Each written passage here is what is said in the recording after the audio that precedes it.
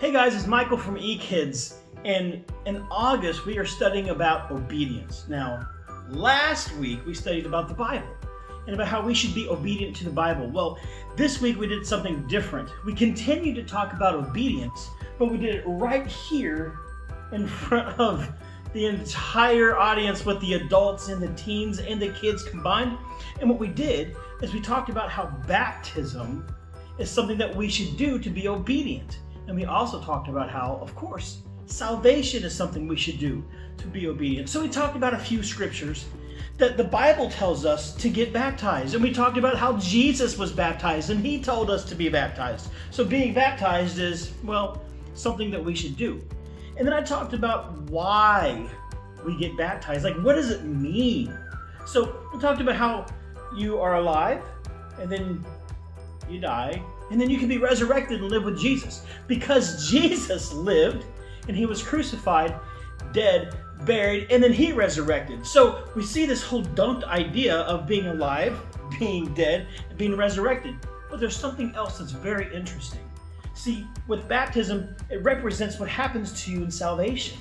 How you are alive, how you are yourself. You're in the flesh. You are, well, you.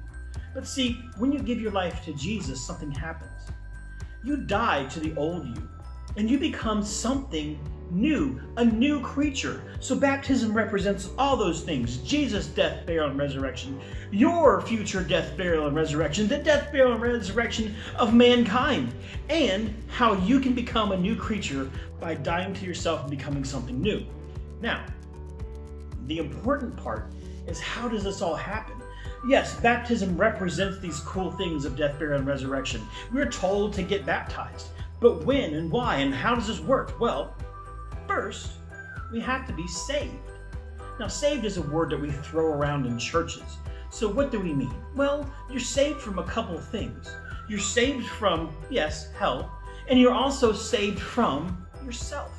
So there's a change that happens in you through salvation. And here's how it works. Pastor Phil has got a great thing that rhymes that I love to use to talk about what salvation is. Believe and receive. So, what do we believe? We believe that Jesus was born of a virgin. He lived this perfect life. He claimed that he was God, and they killed him for that kind of claim. Both the Jews and the Romans really didn't like who he was, so they killed him. He died for you, for me. That wasn't the end of the story. We believe that he not only was buried, but he resurrected from the grave. He ascended into heaven, and he is, in fact, God. So since Jesus is God, he has every right, every privilege, every ability to forgive you of sin and to save you from hell. And he will. And what he asks is that you do a couple of things. He asks that you call upon his name, and that you ask for forgiveness of those sins, because we know that we're sinners because Romans says so, because Paul wrote Romans and he tells us as much. So we admit that we're sinners, we ask forgiveness of those sins, and we call upon the name of the Lord and we're saved.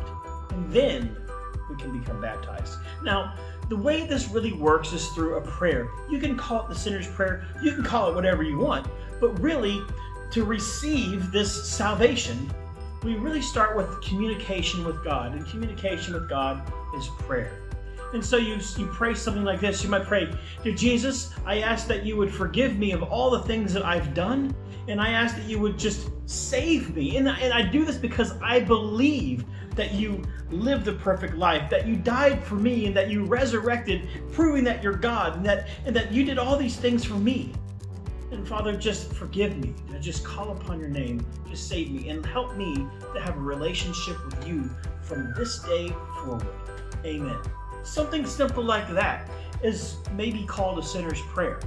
But begin this relationship with Jesus with a prayer like that. But that's not the end. See, we continue our relationship with Jesus every single day. This is a lifetime thing. Yes, there's a moment in time in which you are saved. But see, this Christian life is a life, not a moment. It's not an event. It's a life change. You become a new creature. And that's what we talked about right here on Sunday to your kids and to you if you were here. So thank you for listening, and please, please, please talk to your kids about salvation. And if your kids understand salvation and if they're ready for it, talk to them about baptism. We're not trying to force your kids to be baptized.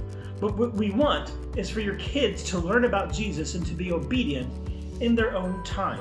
I don't want your kids to grow up someday and say, yeah, I said this prayer and I just got dunked and I'm good to go, and they never started a relationship with Jesus. So please partner with me and let's talk to our kids about salvation and baptism and about living a life for Jesus, living a life for others. Anyway, guys, I love you. Have a great week.